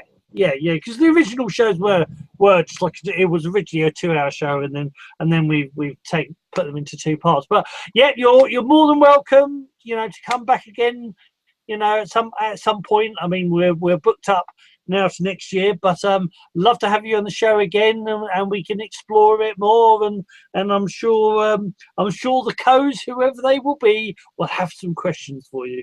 So as always, thank you so much for being on the show, my brother. Thank you, Kirk. It's always good having you in the show. You always entertain me very well, and I hope the fellow co-hosts and the guests, so the viewers, even our fans. So it's good to have you yet again on the show. Thank you so much. I'm sure I'll be bouncing on to your show at some point again. So so thank you so much, Kirk. I hope you guys enjoyed it. Next week we might have a change of plan. The original guest has had a family problem, so that they might not be about. So I'm looking to see if I can find a filler for next week. But hope you enjoy the show. And again, you can look on podcast. On podcast, we are simply as The Way Of on podcast. So you'll find all the shows. You can also find us on YouTube, which is under Sifu Bobby. The playlist for the shows will be there. We are also on Facebook as The Way Of Mindful Consciousness. Say that the right way. Yeah, no, conscious mindfulness even. And also, you will also find us on The Way of Learning, which is the group page on Facebook, and where co-hosts get to share different things, and it is like a learning curve. It's a group to learn more stuff, to delve a little bit deeper. So hope you enjoyed the show, and it is goodbye from all got their mics off. I don't know if they want to say goodbye, so it's goodbye from Manning. Oh, thank you so much, Kirk. I so enjoyed that. It was enlightening, inspirational, mind-opening, and I know we're just scratching the surface with everything that you've got to share. So thank you so much for a wonderful evening. Marilyn, thank you. Thank you for your questions. Shakti. Shakti. Shakti. Sorry, brother. I remember that the first time I met you was watching one of your YouTube videos and hearing you say that, and then they'll always remember that. So thank you very much, and thank you very much from Savoy. Thank you, and ascend everybody. You guys are awesome. And so are you. Namaste. Shakti.